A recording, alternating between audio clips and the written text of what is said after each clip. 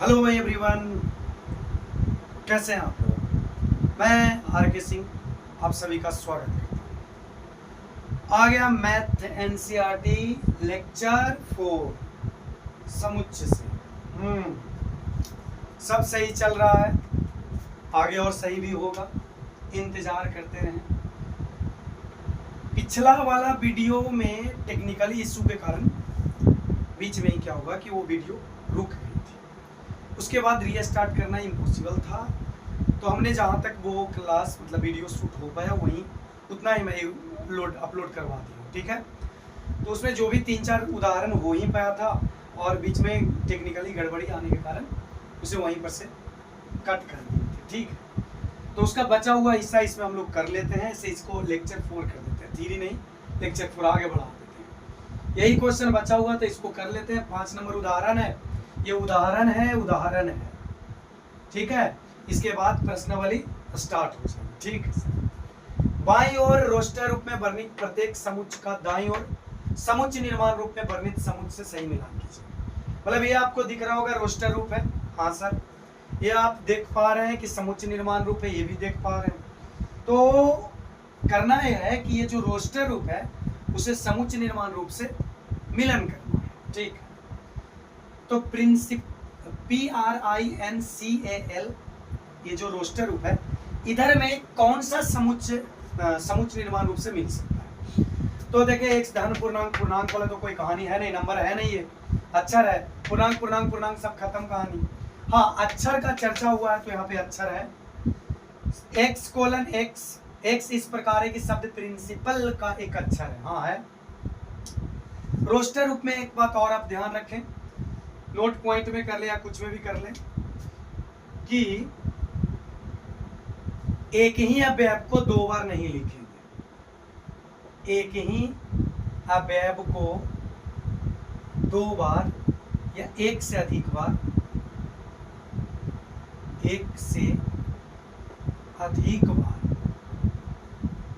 नहीं लिखते। अच्छा, ये नोट पॉइंट चिपका लेना भाई, नहीं लिखते। नोट नंबर, एक ही अवयव मान लिया एल 2 बार आ रहा हो, जैसे देखिए यहाँ पे आई 2 बार आ रहा होगा, जैसे आप देख रहे हैं प्रिंसिपल में आई कितने बार है, 2 बार है। लेकिन इस आई को हमने यहाँ पे एक ही बार लिखा, ये सही है। मतलब एक ही अवयव को एक से अधिक बार नहीं लिखते, एक ही बार लिखते। अच्छा ठीक है, चलो जी, पी मिला। हाँ सर मिला, आर मिल गया, आई मिल गया, एन को लिख दिए, सी लिख दिए, आई लिखा हुआ है, उसके बाद में पी लिखा हुआ है। ठीक है, ए लिख दिए और एल लिख दिए, सारा अवयव आ गया।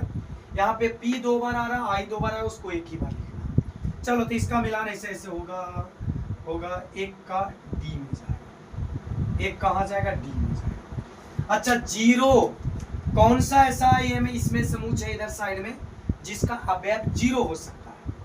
तो x:x एक धन पूर्णांक है तथा 18 का भाजक है, वो तो नहीं हो सकता।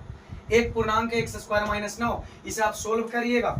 ये मैं नोट पॉइंट हटाता हूँ, एक ही अवयव को एक से अधिक पर नहीं लिखना है, खत्म कहानी। अच्छा, अब आइए यहाँ पे, चला 2 नंबर को देखते हैं। 2 नंबर यहाँ आ जाओ। x + 1 = 1, x प्लस में इधर उधर जाके माइनस में 1 - 1 0, मतलब x का मान 0, एक अवयव आएगा इसके लिए। ठीक है, मतलब इस समुच्चय में आपको ये कहना चाहता है कि x इस प्रकार है कि x एक पूर्णांक है और साथ में x का मान कितना संभव है, 0। वही चीज आके यहाँ रोस्टर रूप में हो जाएगा, जो कि c से मिलने वाला है। अच्छी बात है सर। 1 2 3 6 9 18। अब जो बाकी 2 बचा आपको पता होना चाहिए, क्या 1 18 को काट देगा? हाँ सर काट देगा। 2 भी काट देगा, 2 नंबर 18, 3 6 18, 6 मतलब ये सब जो है मेरे को 18 का भाजक दिख रहा है, जो 18 को विभाजित कर देगा। इस अनुसार से ये इसका होना चाहिए, ये समुच्चय निर्माण रूप, ये रोस्टर। और 3 - 3 किसका आएगा, तो इसको सोल्व कर लो। x² - 9 = 0, x² = 9 और x = ±√9, x बराबर हो जाएगा कितना, +-3।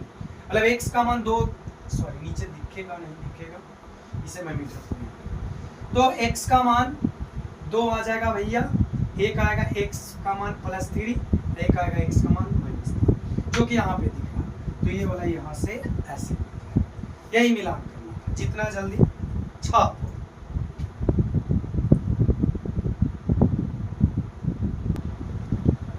उदाहरण हो गया है कंप्लीट, 5 तक था, 5 खत्म। प्रश्नावली 1.1 में आप जाकर देखिए बुक में, 5 उदाहरण, 5 कंप्लीट। अब आ जाइए प्रश्नावली 1.1 के प्रश्न में, ठीक है। अब जो भी प्रश्न है वो प्रश्न को हम लोग करेंगे। तो प्रश्न 1 में 8 या 9 ऐसे 9 प्रश्न होगा, 9-10 जो भी रहे। 1 में प्रश्न 1 में, तो प्रश्न 1 का सभी प्रश्न करते हैं, ठीक है। प्रश्न 1 में देखिए क्या बोल रहा है, निम्न में से कौन से समुच्चय हैं, अपने उत्तर का औचित्य बताएं। पहले तो ये पहचानना कि कौन समुच्चय है, कौन समुच्चय नहीं। दूसरी बात ये बताना है कि अपने उत्तर का औचित्य बताएं, मतलब कि अगर है तो क्यों है, अगर समुच्चय है तो क्यों है, और अगर समुच्चय नहीं है तो क्यों नहीं है। चलो भाई, एक ही चीज हम लोग जानते हैं समुच्चय होने के लिए सर, सुपरिभाषित संग्रह, सुपरिभाषित संग्रह। अगर सुपरिभाषित संग्रह है तो वो समुच्चय है, और अगर सुपरिभाषित संग्रह नहीं है तो वो समुच्चय नहीं है। सुपरिभाषित संग्रह किसे बोले थे सर? याद करो तुम भी कुछ। सुपरिभाषित संग्रह उसे बोले थे अगर विभिन्न व्यक्तियों को एक संग्रह बनाने के लिए दिया जाए, ठीक, 5, 6, 7 व्यक्तियों को एक संग्रह दिया जाए कि जाओ और प्रथम 5 सम संख्या उठा के लाओ, संग्रह करके लाओ। 5 व्यक्ति अलग अलग जगह से गया, झोला में बंद करके प्रथम 5 सम संख्या लाए। राम, श्याम, मोहन, सोहन, रोहित, 5 के। राम का हमने आंसर देखा 2, 4, 6, 8, 10, 5 सम संख्या राम ने लाया। क्या श्याम भी यही 5 लाया होगा? हाँ सर, लगता तो है, क्योंकि प्रथम 5 सम संख्या तो किसी से भी बोलो यही लाएगा, मतलब सभी का संग्रह सेम होने वाला है। जब सभी का संग्रह सेम है मतलब सुपरिभाषित है। अच्छा, और अगर सबका अलग अलग हो सकता था तब वो सुपरिभाषित नहीं होता, समुच्चय नहीं होता। ठीक है जी, यही बात है ना। तो हाँ, हो गया आंसर। ये तो ऐसे मैं उदाहरण दिया हूँ, अपने ही मन से दिया था। जे अक्षर से प्रारंभ होने वाले वर्ष के सभी महीनों का संग्रह। तो उस समय हमने बताया था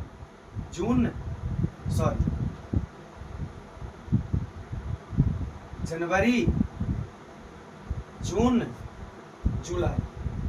बताइए क्या ये सुपरिभाषित संग्रह है? तो हाँ सर है। अगर ये सुपरिभाषित संग्रह है, इसका मतलब ये समुच्चय होगा, इसका मतलब ये समुच्चय होगा। हाँ सर, होना तो चाहिए, मतलब ये समुच्चय है।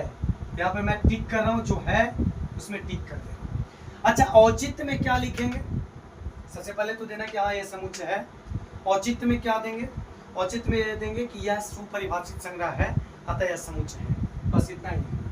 दूसरा पढ़िए, भारत के 10 सबसे अधिक प्रतिभाशाली लेखकों का संग्रह। तो भारत के 10 सबसे अधिक प्रतिभाशाली लेखकों का संग्रह। अच्छा, ध्यान से देखो, 10 प्रतिभाशाली लेखक, मतलब जो विख्यात हो, जिसका नाम हो, प्रेमचंद, सुमित्रानंद पंत, इस प्रकार से, नंदन पंत, इस प्रकार से बहुत सारे लेखक जाके संग्रह कर करके जाकर लाना है। ठीक है, ठीक ठीक ठीक। चले अब उठाना, हमें काम दिया गया 10 गो प्रतिभाशाली लेखक लाओ। हम गए, हम जिसका किताब पढ़ते हैं उसे उठा लिया। जरूरी है कि जो हम संग्रह लिखें, एक और आदमी को कार्य यही सौंपा गया कि जाओ तुम भी लेखक के नाम लाओ, वो भी गया। तो हो सकता है कि जो लेखक मुझे पसंद हो वो लेखक उसको ना पसंद हो, उसके लिए 10 लेखक, प्रसिद्ध 10 लेखक कोई और हो, मेरे लिए प्रसिद्ध 10 लेखक कोई और होंगे।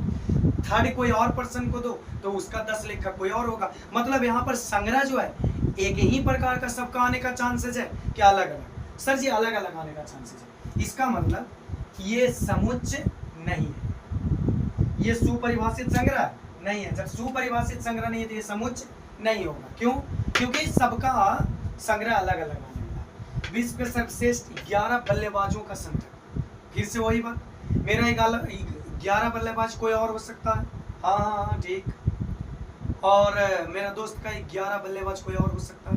हाँ हाँ ठीक। इस प्रकार से अलग अलग व्यक्तियों का पसंदीदा जो सर्वश्रेष्ठ बल्लेबाज होगा, पसंदीदा अलग अलग आएगा। मतलब यहाँ पर भी जो संग्रह है ये मतलब सबका अलग अलग जाने वाला है। तो बताइए तो क्या ये सुपरिभाषित संग्रह बनेगा? नहीं बनेगा, ये समुच्चय नहीं हो सकता। आइए आपकी कक्षा के सभी बालकों का संग्रह।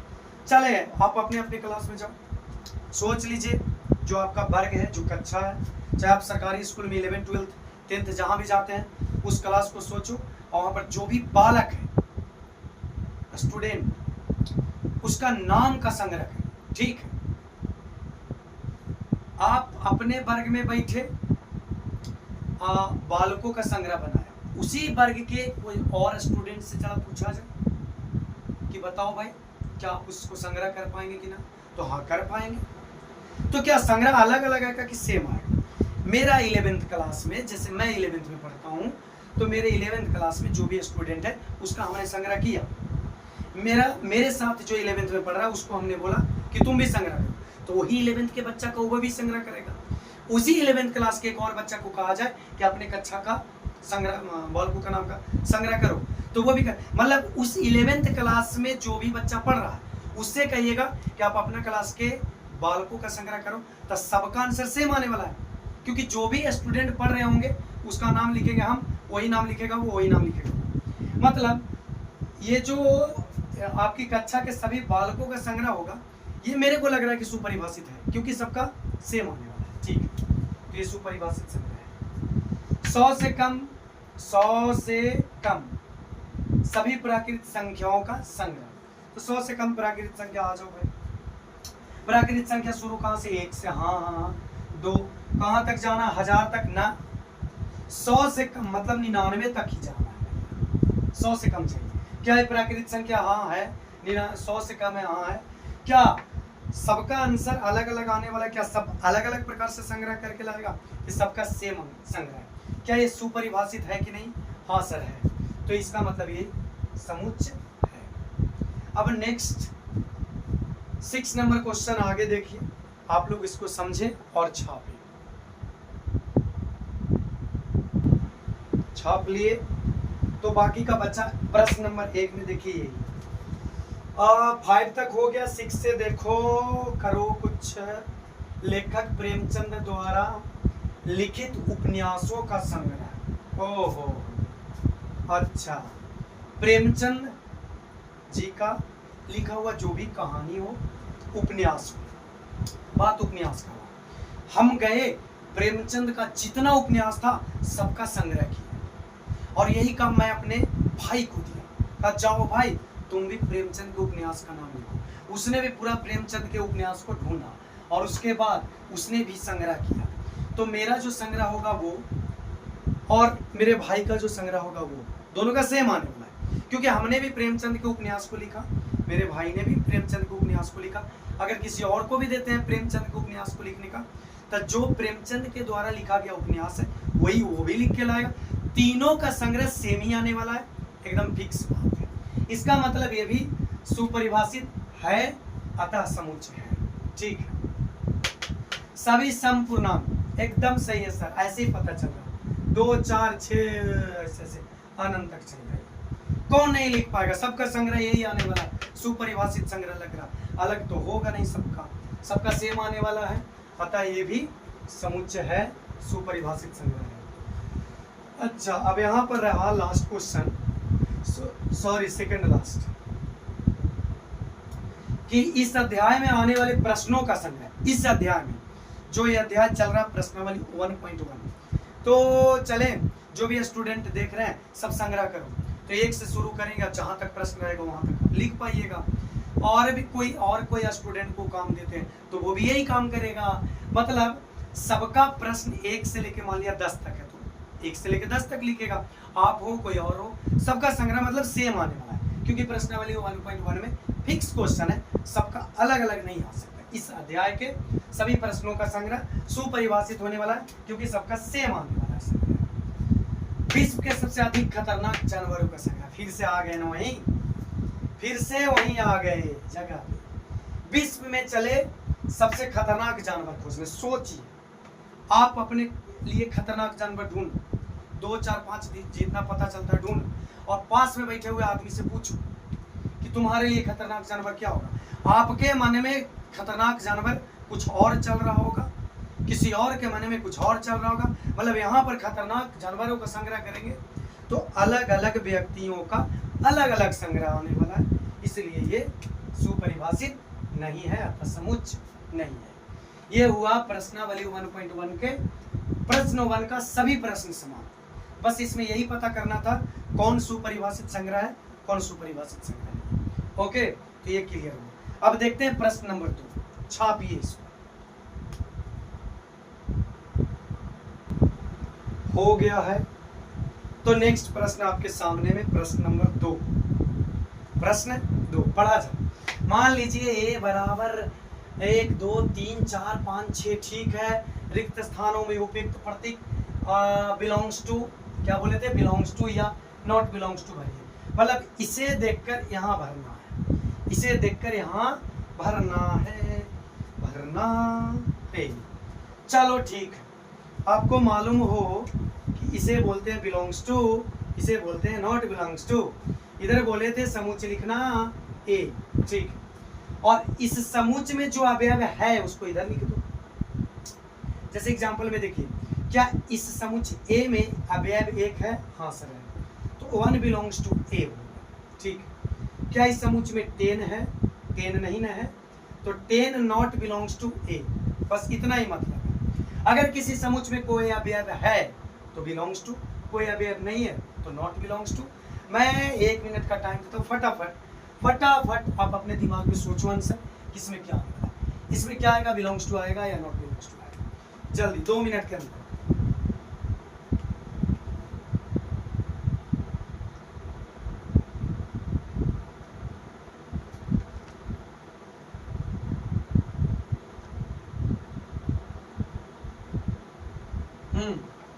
बस इससे ज्यादा टाइम नहीं।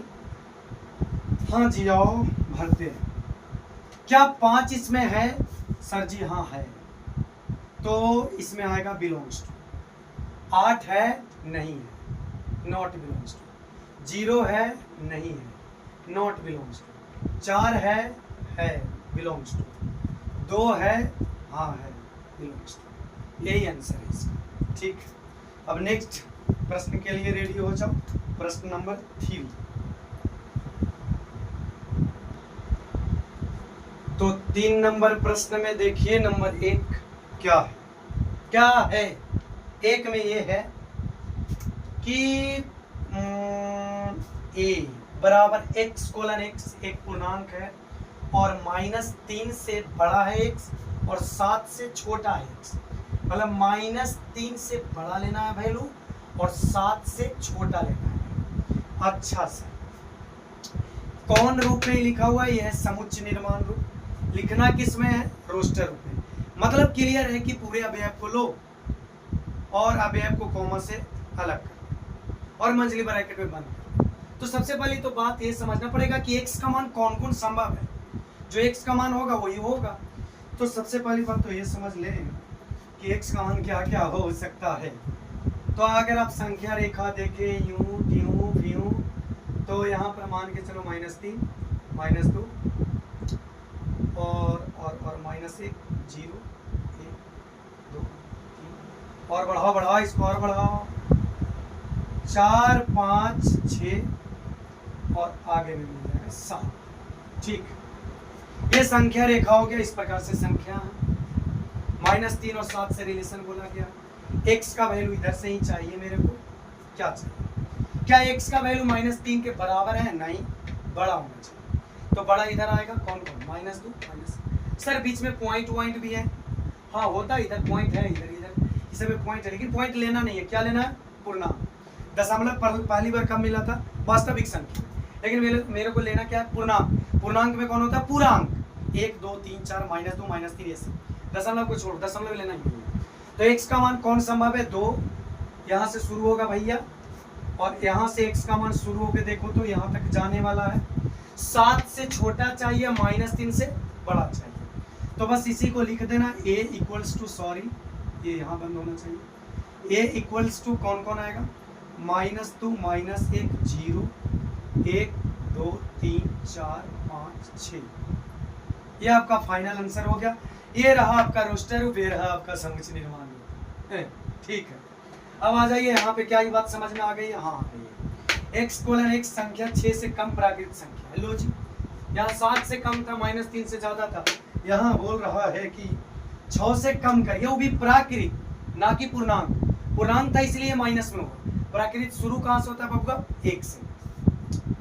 तो ये तो फाइनल ऐसे लिखा जाएगा सर, उड़ा देंगे हम, बिना बुलेट के ही उड़ा देंगे। ठीक है, लिखो x का मान कौन कौन आ सकता है? तो 1 आ सकता है, 2 3 4 5, क्या 6 आएगा? नहीं, 6 से कम कौन सी चाहिए? प्राकृत। 6 से कम कहाँ तक? 5 तक। प्राकृत मतलब शुरू कहाँ से? 1 से। ये हुई ना बात, दूसरा भी खलास।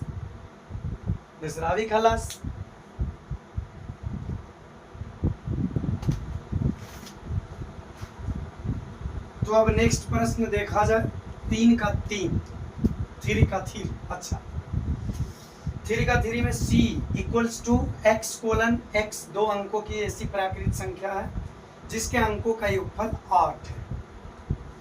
सबसे पहली बात हो रही है 2 अंकों की संख्या का। तो 2 अंकों की सबसे छोटी संख्या 10, और इस प्रकार से ये संख्या कहाँ तक जाएगा? 2 अंकों का 99 तक। 99 के आगे वाली संख्या 3 अंकों की संख्या हो जाती है, मतलब 100 3 अंक हो जाएगा। और इसके पहले आइए तो 9 1 अंक होगा, मतलब 2 अंकों की संख्या, पॉसिबल संख्या इतना ही हो सकता है। अच्छा, 2 अंकों की संख्या है, प्राकृत संख्या होना चाहिए, 2 अंक के होना चाहिए, अंकों का योगफल 8 हो, मतलब x का मान वही पॉसिबल होगा। पूरा 2 अंकों की संख्या 10 से 99 तक संभव नहीं है। 10 से 99 तक में वो वाला संख्या लेना है जिसके अंकों का योगफल कितना हो? 8 हो। जैसे मैं लिख के दिखाता हूँ, देखो 10 11 12 13 14 15 16 17 18 19 20 21 22, इस प्रकार से 99 तक आगे तक जाएगा। अब इसका अंक देखिए, 1 है 0 है, दोनों को जोड़िए, योगफल मतलब जोड़। 1 और 0 को जोड़ेंगे तो 1 आएगा, आना चाहिए कितना? 8। 1 और 1 को जोड़ेंगे 2 आएगा, आना चाहिए 8। नहीं हो सकता है, नहीं हो सकता है, नहीं हो सकता है, नहीं हो सकता है। ओ सॉरी, हम तो बह गए सर भावनाओं में। 7 1 8, ये संभव है। 8 1 9 नहीं हो सकता है, नहीं हो सकता।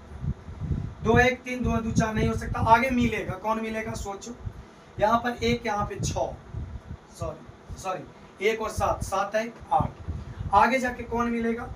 तो 22 23 24 4 2 25 26 मिल जाएगा भाई। तो अगर ये 2 होगा तो ये 6 होगा। सोचने वाली बात है। 1 7, तो इसमें 1 बढ़ाएंगे तो 1 अपने आप घटेगा, 6 2 8।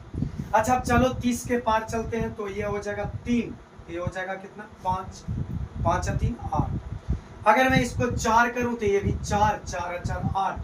अगर मैं इसको 5 करूं तो ये 3, अगर मैं इसको 6 करूं तो ये 2 7, तो ये हो जाएगा 1 8। और अगर मैं इसको 8 करूं तो ये हो जाएगा 0। और तो कोई संभव हो नहीं सकता। क्यों?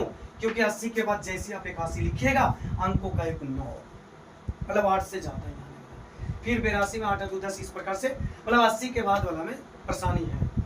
तो क्या ये बात को समझ पाए? पहले देख अच्छा से पहले समझ लीजिए, क्या इसको समझ पाए या नहीं।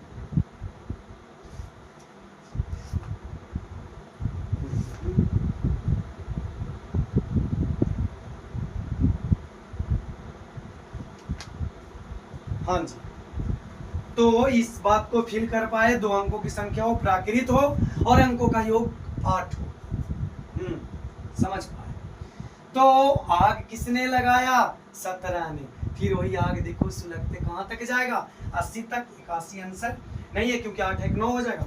अब इसी चीज को सिस्टमेटिकली ढंग से समुच्चय के रूप में लिख दीजिए। क्या ये बात समझ गए हैं?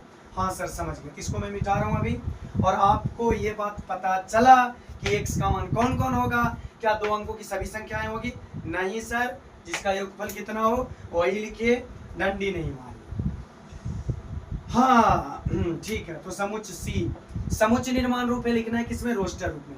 सबसे पहले कौन है, 17, 26, 35, 44, 5 3 8, 6 2 8, 7 1 8, 8 0 8। ये आ गया आपका तड़कता भड़कता सॉरी रोस्टर रूप। ये और इजी है, लेकिन इसमें और खतरनाक बात भी है। देखिए x:x एक अभाज्य संख्या है, जो संख्या 60 की भाजक है। 60 का भाजक है, भाजक मतलब जो 60 को काट दे। 60 को काटने वाला सर जी बहुत सारा होता है। देखिए 60 को काटने वाला कौन कौन है, क्या एक 60 को विभाजित कर देगा, हाँ तो ये 60 का भाजक है। 2 भी 60 को काटेगा, भाजक है 3 वित्तीय 60, 15 चौ 60, 5 से 6 से बहुत रेगुलर है सर, 1 2 3 सब काट रहा, 7 नहीं काटेगा, 8 नहीं 9 नहीं 10 ठीक है, 11 नहीं 12 13 14 नहीं 15 16 17 18 19 20 काटेगा, उसके बाद 30 और फिर 60। यही है जो 60 का भाजक है, जो 60 को काट सकता है। जैसे 20 दूना 40, 60 एकम 60 है, 60 20 दूना 40, सॉरी 20 दूना नहीं रे सॉरी 30 दूना 60, 20 तिया 60, 15 चौ 60 और 12 25 60, 10 छक्का 60 और फिर यहाँ से 10 चालू हो गया, 10 छक्का 60, 12 25 60, 15 चौ 60, 20 तिया 60, 30 दूना 60, 60 एकम 60। ये वो है जो 60 को काट दे। क्या इस प्रश्न में बोल रहा है 60 का भाजक की कुछ और मिक्सअप किया है? सर कुछ तो मिक्सअप है, संख्या 60 का भाजक चाहिए, साथ में अभाज्य चाहिए। अब तेरे को पता होना चाहिए, इधर मैं लिख रहा हूँ क्या अभाज्य संख्या कौन कौन होता है। अभाज्य संख्या का शुरुआत 2 से और उसके बाद 3 5 7 11 13 14 15 17 19 23 इसी प्रकार से आगे जो 1 से कटे और स्वयं से कटे वही अभाज्य होता है। ठीक है, अब 60 के भाजक में भी मेरे को अभाज्य पकड़ना। क्या ये एक अभाज्य है? नहीं, अभाज्य शुरू कहां से हुआ? 2 से, मतलब अभाज्य हुआ कौन? 2 हुआ। क्या 3 अभाज्य है? हाँ है सर, इसी में से चाहिए। 4 अभाज्य नहीं है, नहीं होगा नहीं होगा। 5 अभाज्य है, हाँ अभाज्य भी चाहिए, 60 का भाजक भी चाहिए। अब इधर कोई भी अभाज्य नहीं है ब्रदर, सब है जो भाज्य है। अभाज्य में 3 ही है, 2 3 5, जो 60 का भाजक भी है और साथ में क्या है? अभाज्य भी है। आंसर अपन का यही आएगा, D इक्वल्स टू 2 3 5 ब्रैकेट से 1 फाइनल आंसर।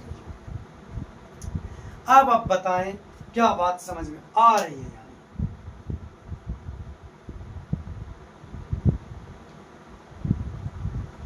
हाँ तो इसमें 3 में 2 प्रश्न और बच गया, उसको मैं कर ही देता हूँ तुरंत, कहिए इसको रफ करता हूँ। टाइम ही निकलते जा रहा है जल्दी, रात के 11 बजे हैं और अभी और चलेगा एक क्लास। ठीक है,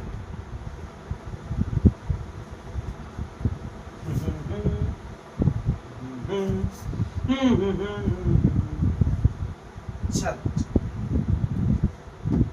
हाँ जी 5 नंबर प्रश्न ये है, क्या है? ट्रिग्नोमेट्री शब्द के सभी अक्षरों का समुच्चय। ठीक है, हाँ ये डी ई से लिखा हुआ, ई बराबर ट्रिग्नोमेट्री, ट्रिग्नोमेट्री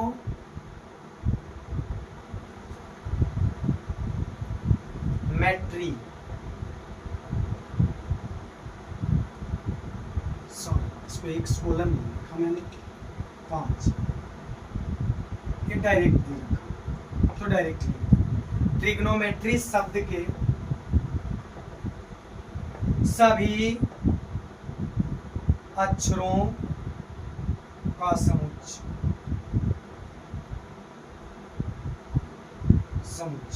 ठीक है, यही बनाना, इसका समुच्चय बनाना, ये इजी है सर। अभी नोट में कुछ देर पहले बताए थे कि एक ही अक्षर को या एक ही अवयव को 2 बार नहीं लिखना। शुरू में कौन मिला? कौन मिला, कौन मिला, टी मिला, आर मिला, आई कॉमा से अलग करते जाओ। रोस्टर रूप यही होता है, जी हम लोग उस शहर में आ गए हैं, जी से याद आया गया जी।